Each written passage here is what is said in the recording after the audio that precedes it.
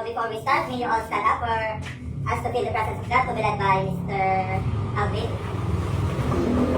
Or Father God in heaven, hallowed be thy name, thy kingdom come, thy will be done on earth. Give us this day our daily bread, and forgive us our trespasses, as we forgive those who trespass against us. Amen. Once again, good afternoon, students. Good afternoon, sir. Now you may now take your seat. And before we start, may I introduce you to our classroom rules. So everyone please read. Respect everyone. Focus and learn. Do your best. Create and collaborate. Display a positive attitude. Okay, very good. Is our classroom rules clear, guys? Yes, sir. So before we proceed, may you help take your attendance. You may put your name on the left side and the right side is your signature. Okay, now, okay, can still someone remember what we have discussed in our last meeting? Someone? Seems like it's about sonnet. Okay.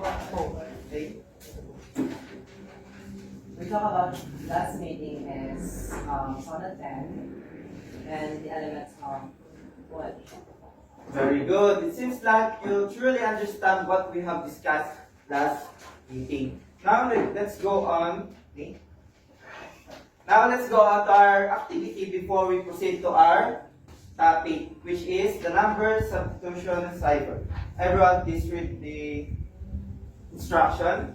The class is split into 3 groups. The teacher will flash a number cipher message, and the first group to raise their flag may encrypt or decrypt it for a point, while wrong answers let the others steal.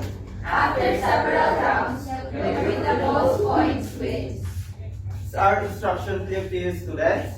Yes, sir. Now you may now count 1 to 3 for you to have your groups. Starting from you, Miss Lisa.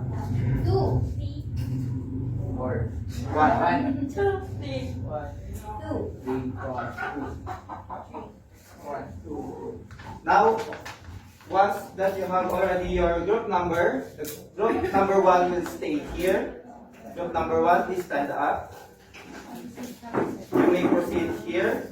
And for the group number 2 will stay here. And the group 3 will stay at the back of the group 2.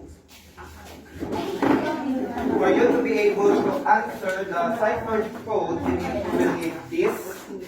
For you to be able to answer the one. The first group who will be the fastest to raise this golden apple will be given the chance to give the correct answer.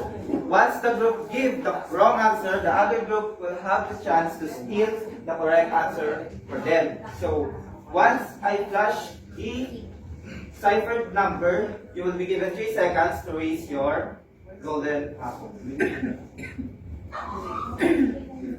1, 2, and 3. Okay, group 1. First answer is home. Was it home? Well, very good. So the group 1 will receive a card.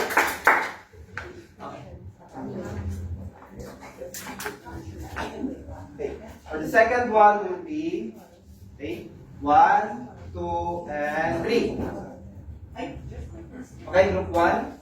Third answer is sonnet. Is it sonnet? Yes, very good. Very good, group 1. And for the last one, the group that will get the correct answer will receive 3 points and will also introduce, and the topic will be introduced. You'll be given 5 seconds to raise your golden apple. So 1, 2, 3, 4, and 5. Okay, group 1. I think that's also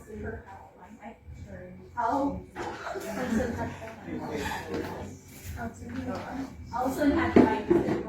No. Your answer is incorrect, or should I say incomplete.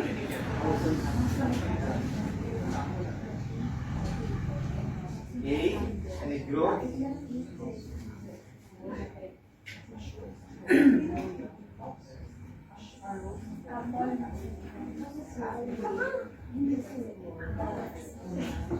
Okay, group 2.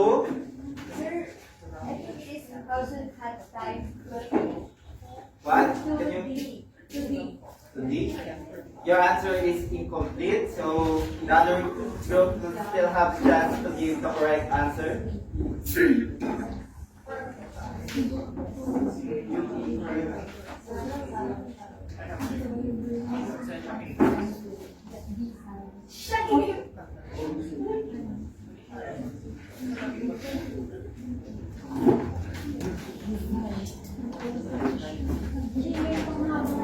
Someone?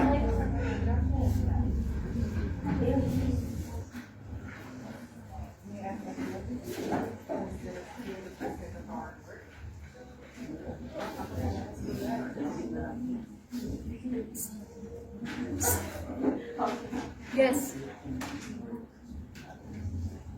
Any group? For 3 points.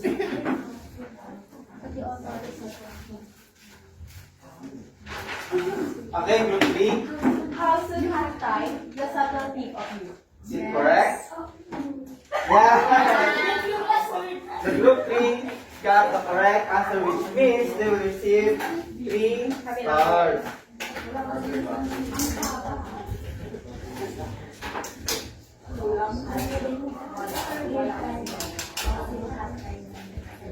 So the title of the sonnet, which will be our topic for this afternoon, is the How Soon Had Time the Subtlety of Youth, or the Sonnet 7 by John Milton. So before we proceed with that, may we have a small background check about the author of the Sonnet 7. Before that, let's take a look for our learning objectives. Everyone please read.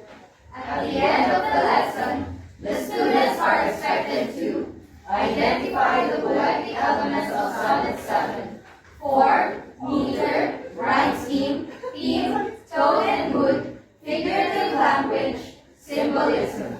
Collaboratively reconstruct a broken sonnet by John Milton, demonstrating their understanding of its structure and elements, including form, meter, rhyme scheme, theme, tone, mood, figurative language, and symbolism. Create a short original poem that reflects the idea described in Sonnet 7. Write an analysis of their original poem.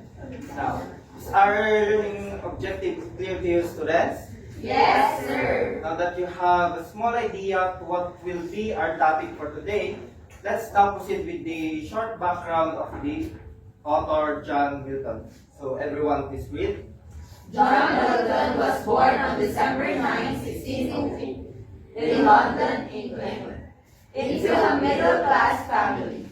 His father, John Milton Sr., was a scrivener, and his mother, Sarah Jeffrey, was the daughter of a wealthy merchant tailor. Milton was educated at St. Paul's School and later attended Christ's College, Cambridge, where he excelled in classical languages and literature. He initially intended to become a priest, but later abandoned this path to pursue a career in poetry and writing. Now that you learned or that you have read the short background of John Milton, the only thing that you need to focus on is he initially intended to become a priest, but later abandoned it just to become a writer, or let's just say a famous writer.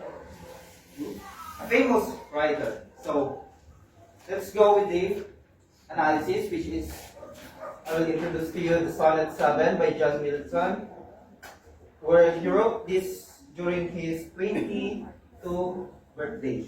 So everyone please read the Sonnet 7. How soon had time the subtlety of youth, stolen on his wing, my 23 year. My hasty days fly on with full career, at my late spring no bud or blossom shoot.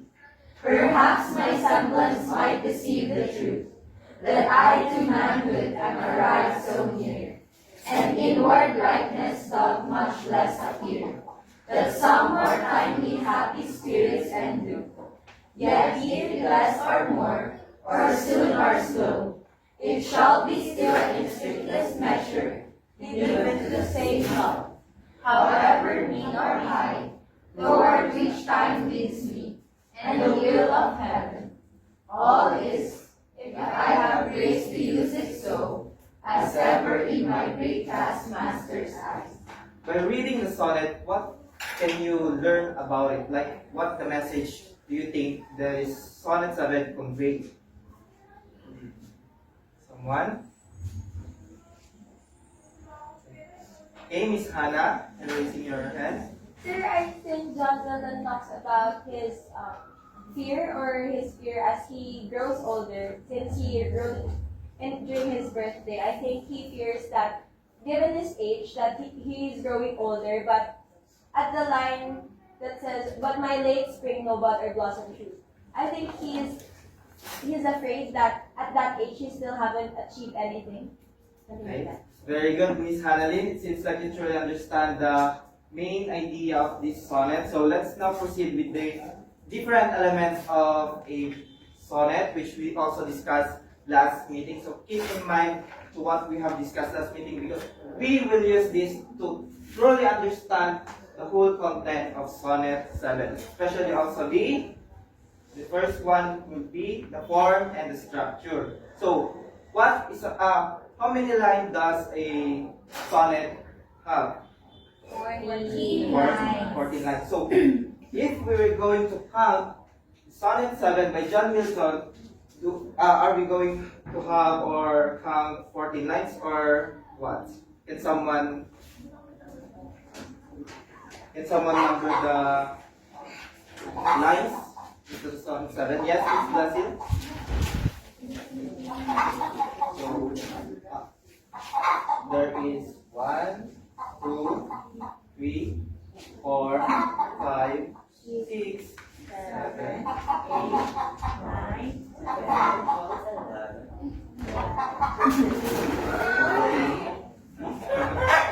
Thank you, Miss. That's it. So it truly does have 14 lines, which means it is a sonnet 7. Now it also usually have or follow a specific division, which is the Shakespearean or the English sonnet, which contains 3 quatrains and 1 couplet. Now, can someone underline or identify how many quatrains there is in the sonnet 7 and couplet? Someone? Hey, Miss Hart. Right.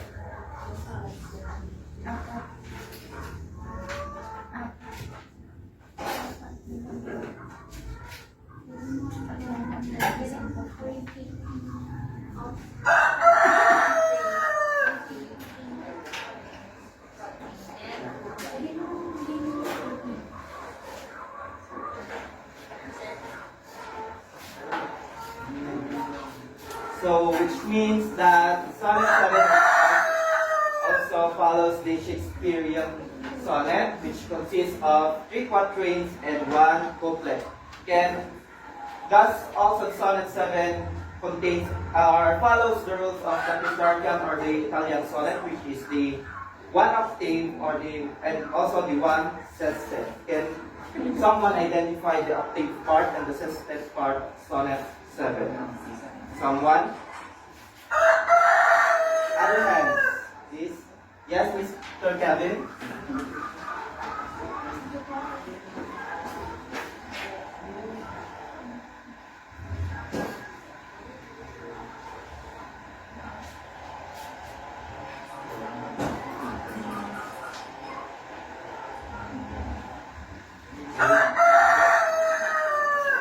Seems like it also follows the Petrarchan or also the Italian sonnet, which means that it contains an octave part and the sestet part. Now let's proceed with the meter of the story.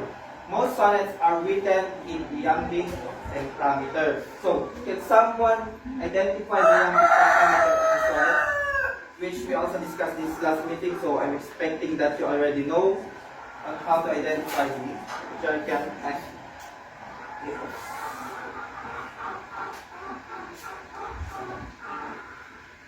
Okay, Ms. Dasil.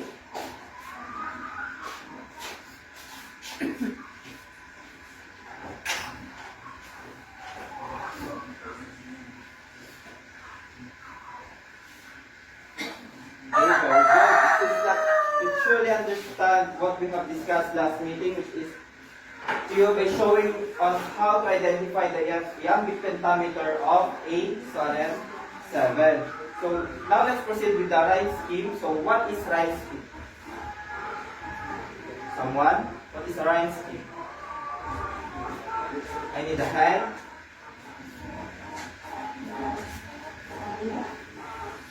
Another hand, please. Yes, Miss Yasli. Seems like you're raising your hand. Oh.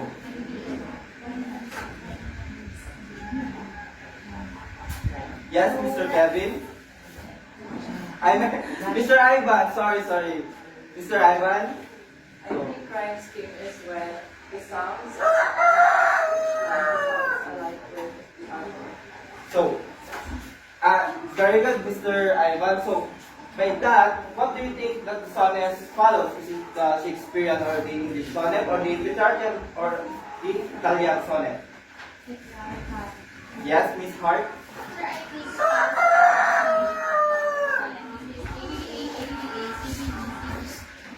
So it seems like you three, for us to understand whether it contains the Petrarchan sonnet, can you identify the rhyme scheme of the sonnet?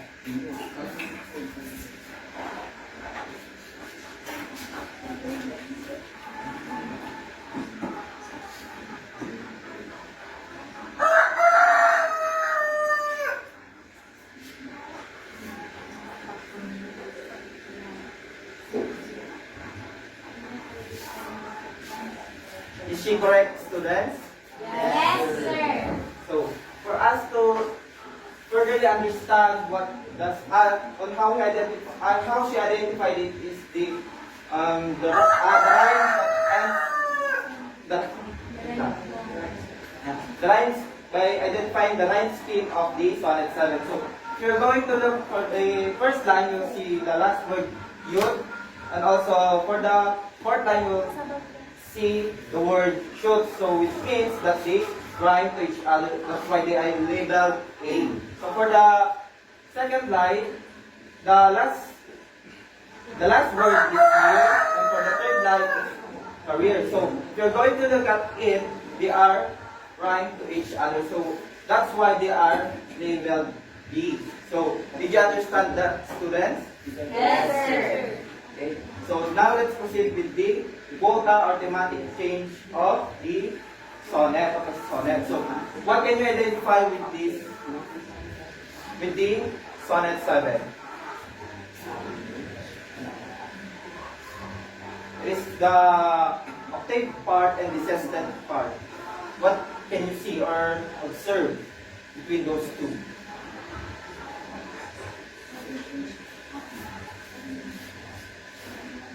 Someone?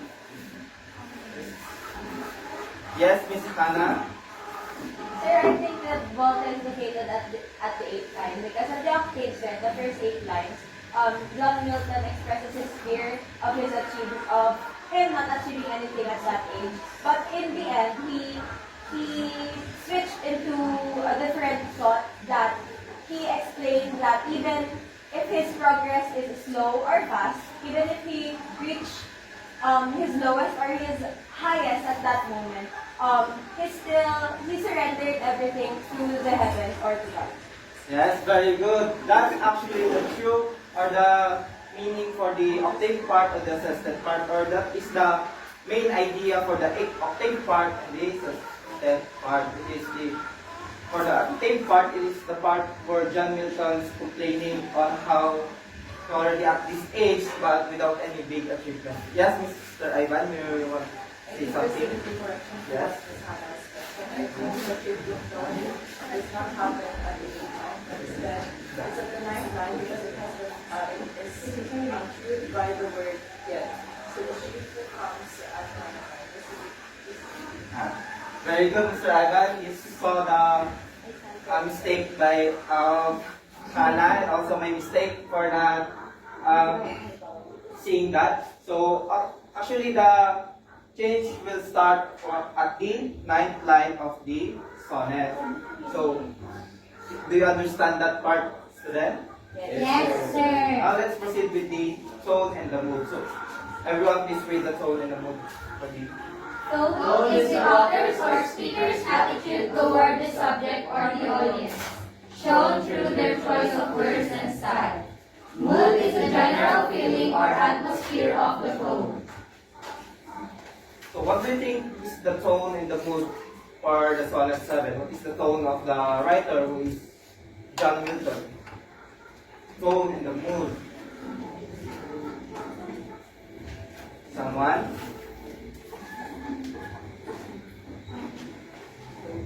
Yes. Tone and the mood when John Milton wrote Sonnet 7. How soon have time the subtlety of you? Yeah. Yes, Mr. Ivan, you're raising your hand. I think I would just try to strengthen this Alice point about what she has learned from the sonnet. Where as for the poet's tone of the first 8 lines, it's quite beautiful. The shift between shift towards agriculture, but over time it shrinks into acceptance. But it tells himself that wherever he will be, he will be. It really got the correct tone or the mood of the author when he wrote the Sonnet 7. It is the fear of having being at the age of 22 and having no big achievement at the time. So, and also the acceptance that God is always there and will guide him the correct path that he needed to be. So, now that you understand the tone and the mood of Sonnet 7, now let's proceed with the figurative language of Sonnet 7. So, everyone please read what is figurative language. It is the use of words and expressions that go beyond their literal meaning or figure. So, for the personification, John Milton used the stolen on his tree and 20th year. So, what does it mean into that line? So, stolen on his tree, my tree and 20th year. So, what is the personification into that line?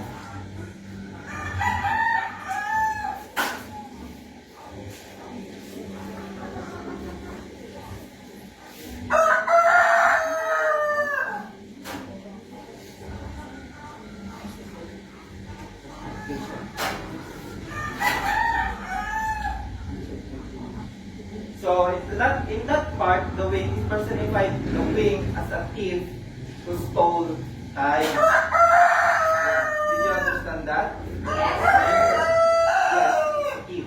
So for the metaphor, time the subtle thief of youth. Can someone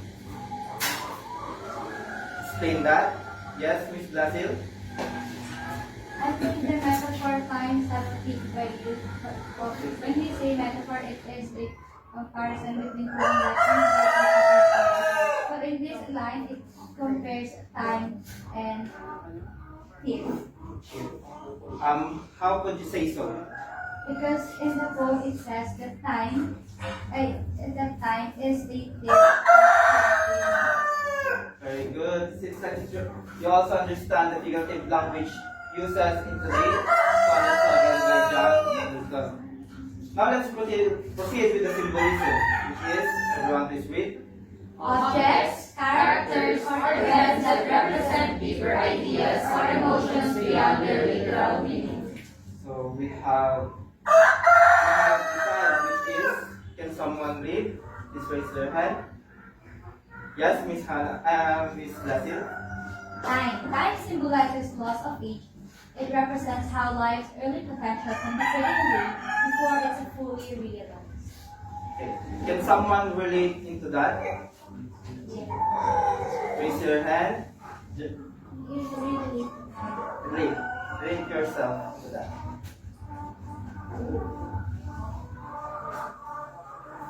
Okay, Mr. Alvin, seems like you want to try to answer that. Okay, Alexis. I think I can relate that to my past experiences. For example, I got into a long-term relationship early on in my youth, and because of that, I have missed out on a lot of stuff because of restraints from that relationship. Oh, that's something that we didn't expect to hear. So now let's go with the word blossom. Can someone read it? Yes, Miss Hart. Blossom, springs, bud, or blossom symbolizes growth, youth, and promise. Milton uses their absence to symbolize this growth or unfulfilled potential. So, spring bud blossom symbolize growth, youth, and promise. Can someone relate into that? And also someone? Please raise your hand.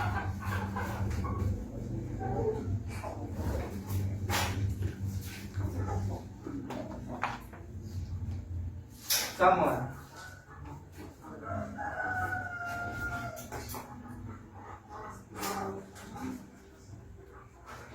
Yes, Mr. Ivan, you're raising your hand. So, as someone who missed a lot of blossoms, I am actually very confident abilities. So, whenever time comes and like invitations for different would come in, I would always commit back because I always felt myself that I thought I couldn't do as such because, because of that I missed a lot of things supposed to do for my growth. Seems like you lost a lot of opportunity. That's why you consider yourself. You can relate to the word blossom, which is also used by John Milton. So, can someone also identify another word that can symbolize to anything that has a symbol? Sister. Someone?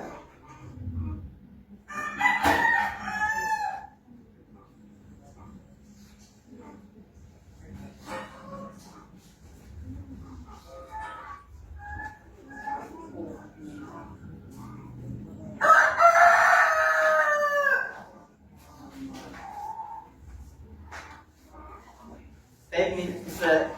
Alexis, seems like you want to say something.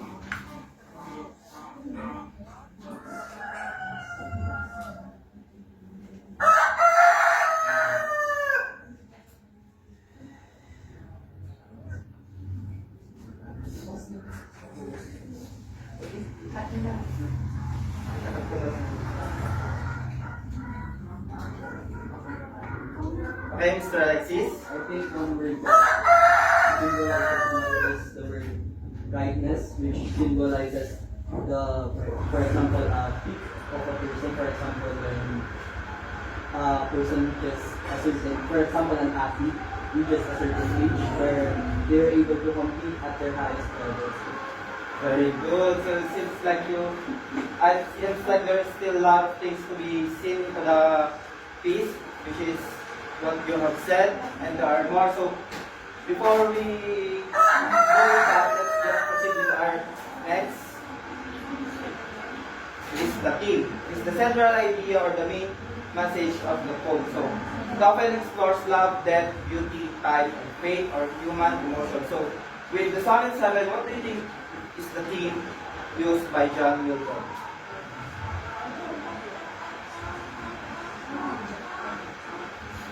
Someone? Yes, I think the mentioned theme here and the theme of the sonnet is time, where he expresses that he is like wasting his time, and when he is sad because he is not doing anything of his age 23. Yes, that's it. very good. It seems like you got the correct answer for the theme of the Sonnet 7, which is the theme would be the time, where time is a thief for him because a lot of things or opportunity that he missed out, like he already at the 20 yet age, yet he doesn't have any big achievement at that time. So let's proceed to what is the tone in the book. Okay. Oh, Since like we already discussed this one, let's proceed with the next one. Okay. So now since we're done with our discussion, with our next activity, which is the base frame tableau. So everyone please read the instruction. And in this tableau activity, students form three groups and select one line from the sonnet to portrait.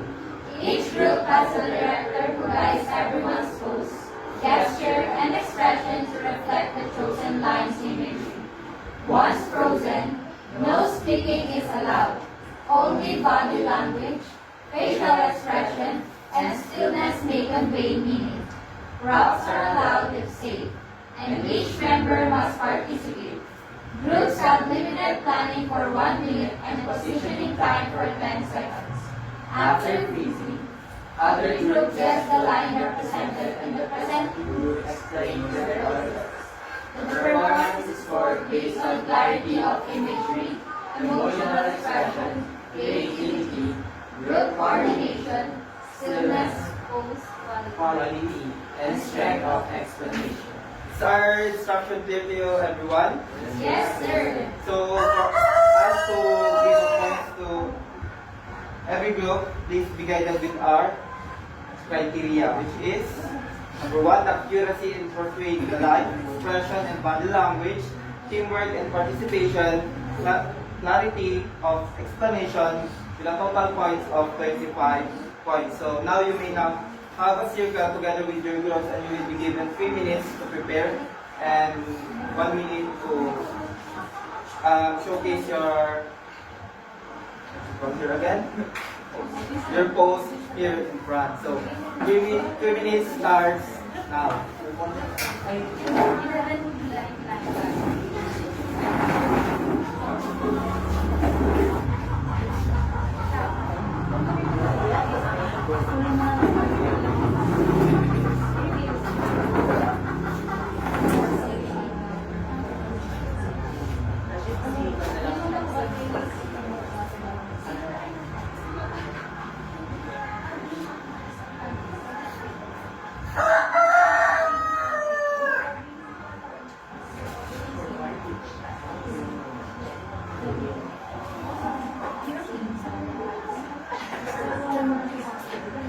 Okay, time is up.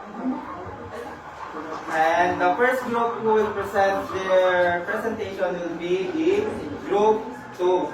So please arrange your chair, and group 2 will present their prepared. Okay, group 2, you may now proceed in front for us to be able to see your prepared.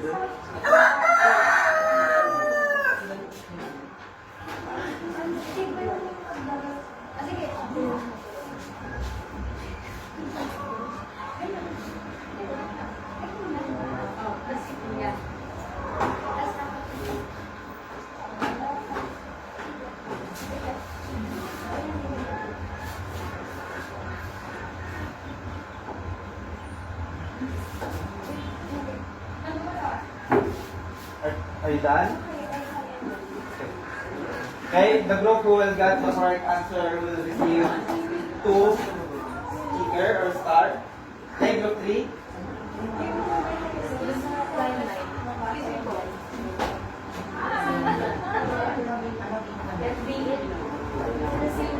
Okay. Group 3.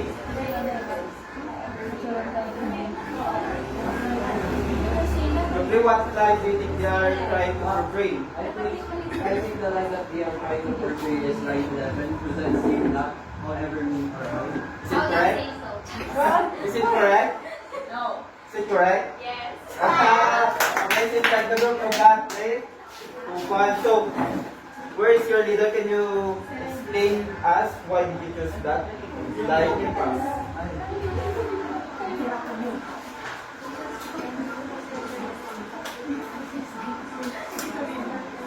Sir, we choose that line because we think that's the easiest line. What a very good reason or very simple reason for you to choose that. So it seems like we don't have enough time to for the other group to present. So tomorrow, please prepare, and I'm expecting a more prepared, more prepared tableau for me to be able to give you a score. So, a high score. So, let's proceed with our second activity and last activity, which is the last activity, which is fix the broken sonnet. So, you'll be given a sonnet. You just need to identify the different elements of the elements, and you'll be given 1 minute to present it in front and 2 minutes to identify the different elements of the sonnets by John Milton. So, for the group 1,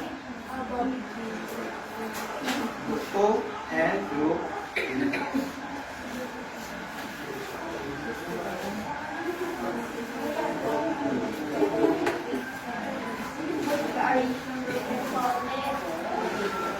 You just need to identify the different elements of the sonnet. Okay? The different elements of the sonnet. So, 3 minutes starts now.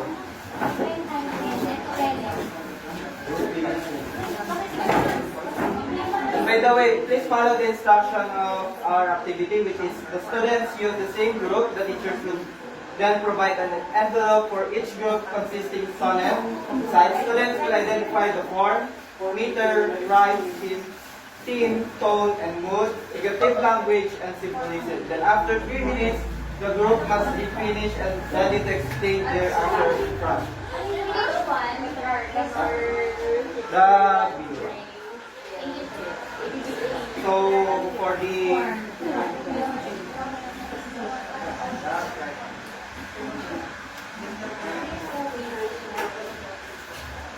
for me to be able to give you a score, this will be followed by our rubrics, which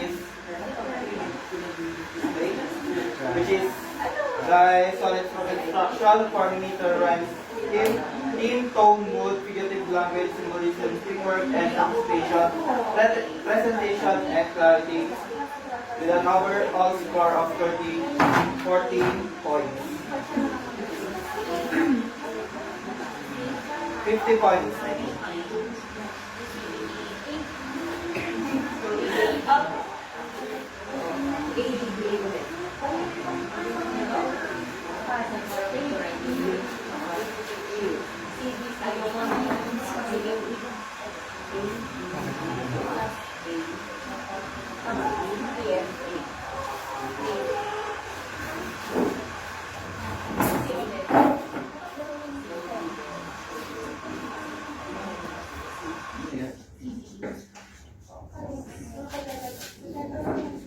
Do you need an extra pen for the group 3? Group 1. Yes, right before 98. Okay. Sir, hindi go back to the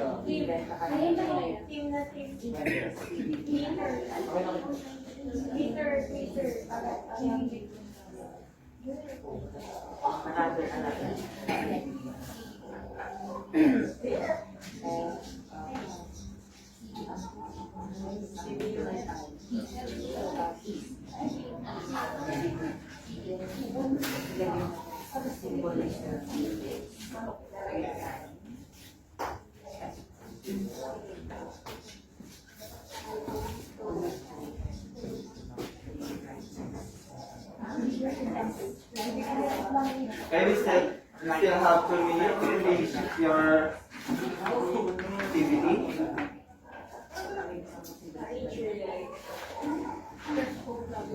Remember that your participation is also graded, or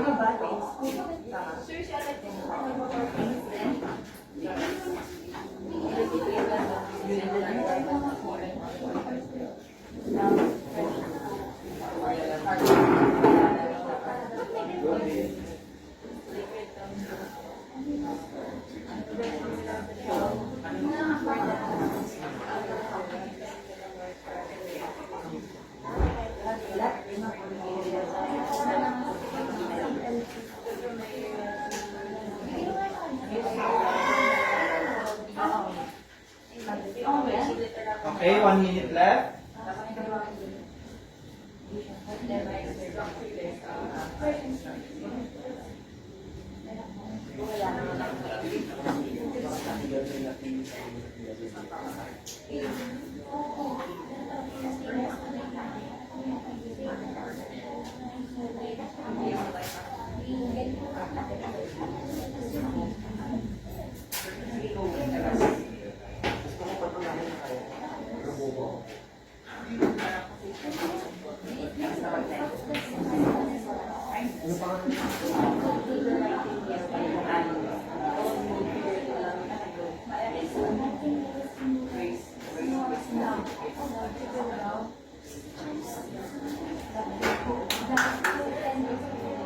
Okay, times is up. Times up, times up. So, please go back with your respective chairs for us to present your activities in front. Okay, group 3, we're done. Times up. Stop writing, stop writing.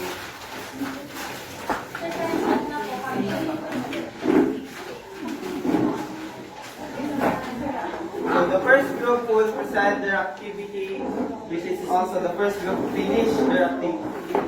Their activity is the group 2. So,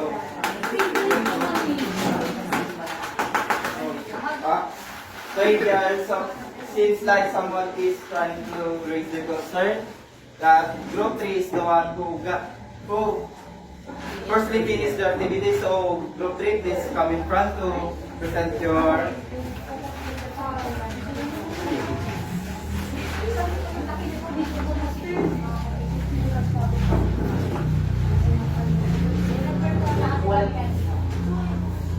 please read first piece given to your group before you proceed with So for the sonnet that was assigned to us, it was sonnet 1 to the Nightingale. Its form is Petrarchan, octave, sestet. Its rhyme scheme is ABA, ABA, CB, and its tone is somewhat dreamy. Its mood is hopeful anticipation. Its meter is iambic pentameter. Its theme is fleeting nature of you. And for the rest of the items, we could not. For its symbolism, we have Nightingale. What's your symbolism again? Nightingale. Nightingale. Okay, very good, group 3. So just give me the paper for me to be able to grade it at home. And your score will be given tomorrow morning or tomorrow afternoon. So for the group 2, come in front.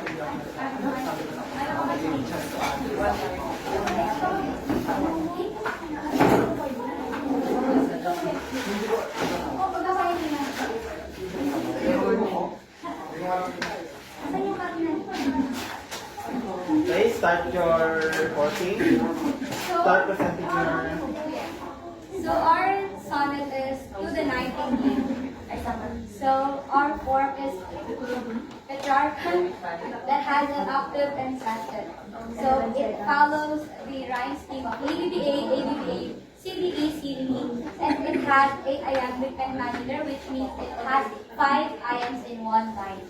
So the theme that we identify is love, hope, and inspiration. So so the tone of the sonnet is hopeful and emotional. So the mood is also hopeful and romantic. So for the figurative language, we identify the personification. So the personification here is the lover's heart lost feel. And the symbolisms are nightingale, which symbolizes hope and love. Cuckoo, that symbolizes hate or disappointment. And May, that symbolizes joy and romance. So that's it. So very good. We'll give them a clap.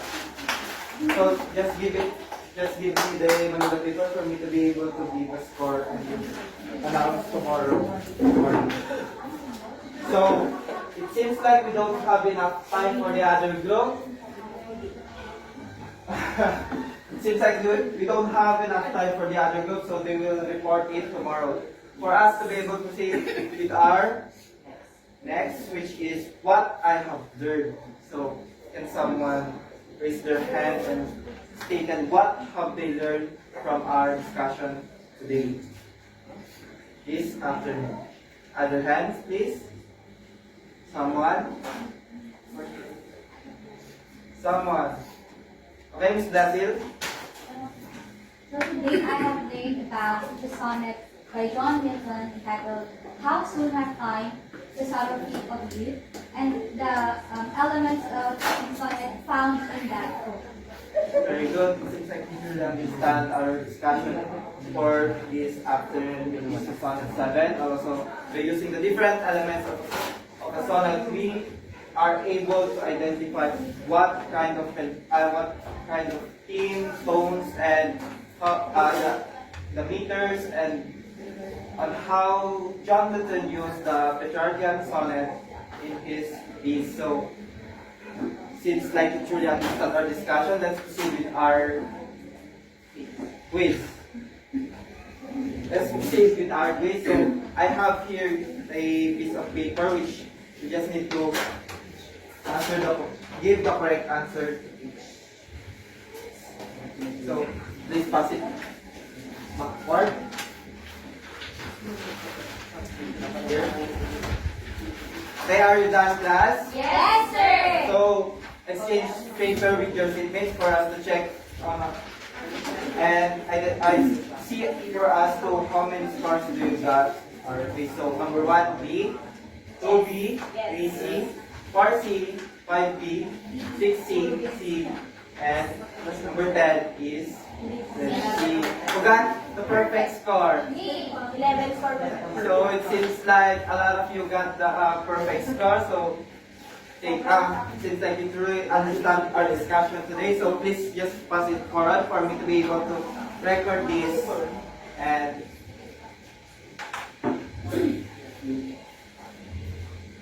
okay, thank you. Now, for your assignments, please copy, and everyone please also read our assignment. Create an original poem that is similar to the idea of Sonnet 7. It is either real or imaginary. Provide the analysis, form, meter, rhyme scheme, theme, tone and mood, figurative language, and symbolism. Okay, is that clear to you, everyone? Yes, sir. So with that, and also please be reminded with our criteria, which is the content and inside consists of 25 points, organization 20 points, originality 30 points, writing quality 10 points, critical thinking 50 points with a total of 100 points. So with that, thank you. Thank you, grade 12 students. You may now leave.